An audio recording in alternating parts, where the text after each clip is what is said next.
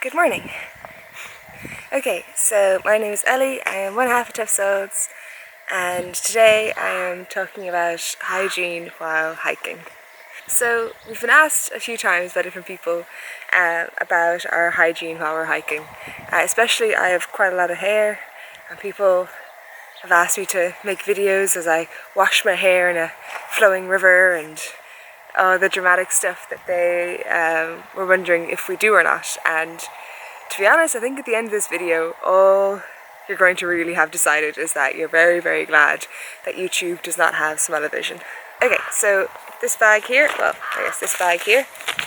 this is our toiletry bag. So I'll kind of go through roughly what we have in here, quick rundown, and then talk about a couple of important things. So we have toothbrush, toothpaste, deodorant. We have a hairbrush, a small tube of shampoo, some antihistamines, a little box for our soap, water, Purification, and some anti-inflammatory cream, and lip gloss, and some moisturizer, some period products, and painkillers, and that's it. So I don't know if that sounds like a lot or little, but that's what we carry around in this bag every time. So a couple of kind of firsts.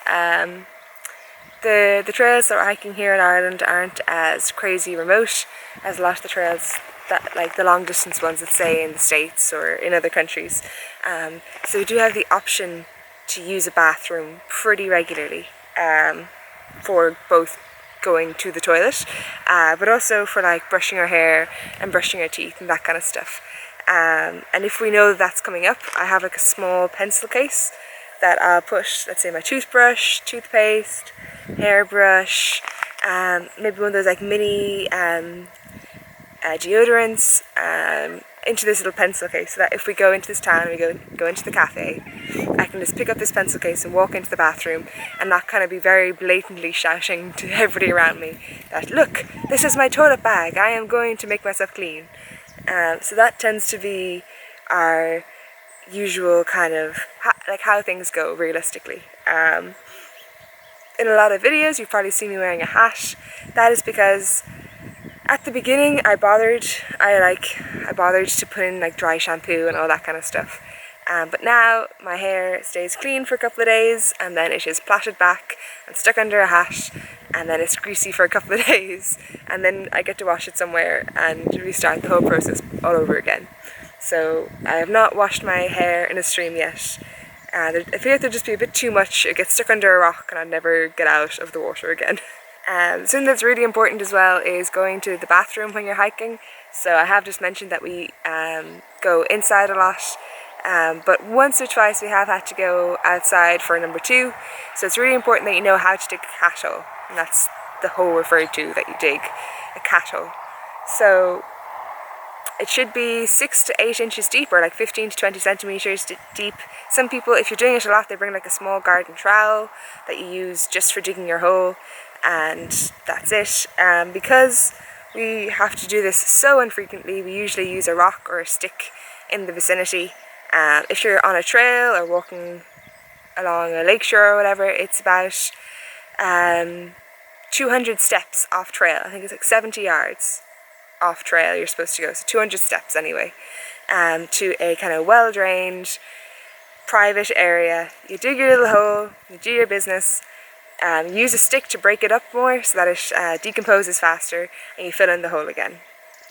If you do use toilet paper and that kind of stuff, you have to use a plain, unscented, biodegradable toilet paper that you then, as sparingly as possible, and then you break it up in the hole with your business, and then you fill it in. You never leave it just on the ground. You never use a scented kind of baby wipe thing because they don't break down the same way.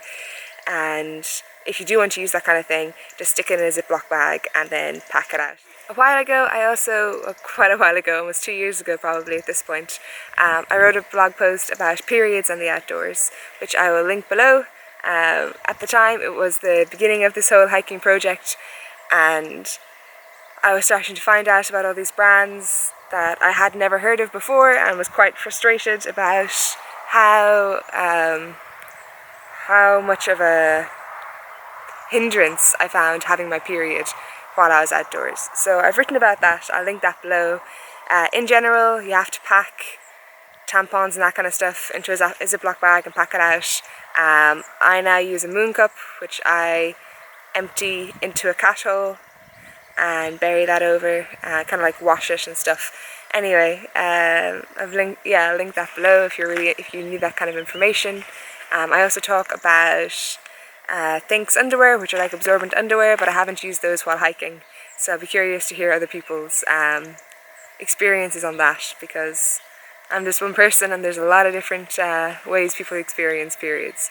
So that would be, I'm sure, really, really interesting for lots of people to know about. Toothpaste can be a tricky thing when you're brushing your teeth outdoors. In general, we try and spit it onto a road. It's not very pretty, but then it's also not being, and we're not spitting chemicals onto plants and animals that are going to drink up these chemicals that they shouldn't be having.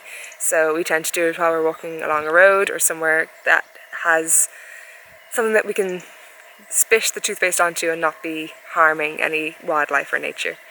And yeah, I don't know, we probably get to shower if you stay in a campsite. If it's a trail that has campsites on it, well then we're sorted, we're super lucky, then it's great.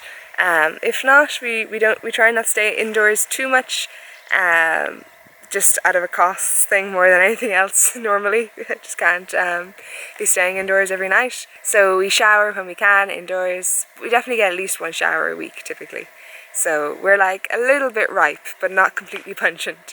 As I said in the video I made last week about a gear list and clothing that we wear while hiking, we do try and wear some merino wool as well, so that kind of stuff doesn't smell too badly. But yeah, you definitely know when we walk into somewhere after a week of no shower.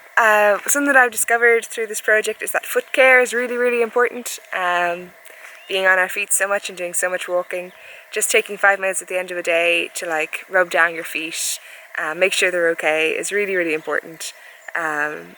I, in the past, many years ago, have had athlete's foot, just a very, very mild touching of it, and I can always tell when we're on this project when I'm getting really, really run down.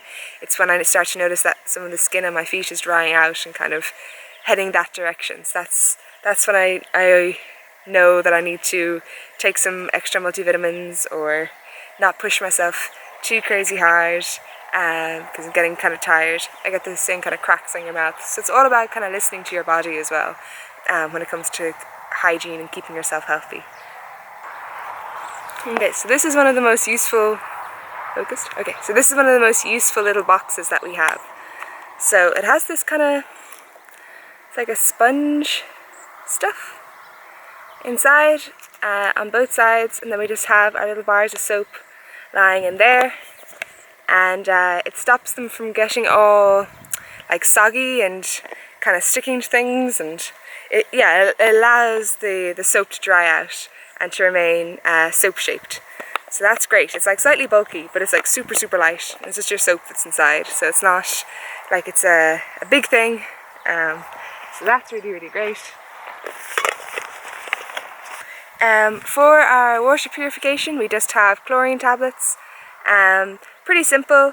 You pop them in some water, leave it for 30 minutes, and then you have purified water. We're also super lucky that we haven't had to use this all that much. We've only, I think, been refused water once when we've asked, let's say, like a pub or somewhere to fill up our water bottles for us.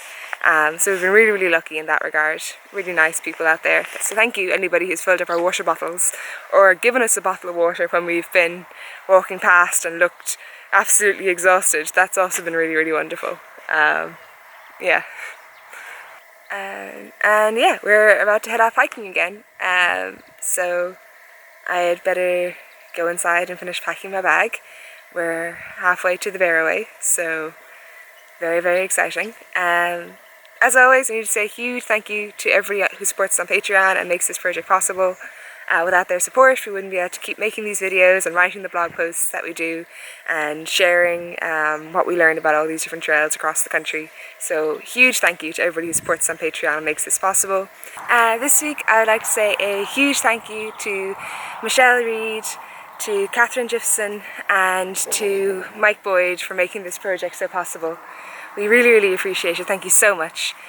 And yeah, that's it for this video, I guess.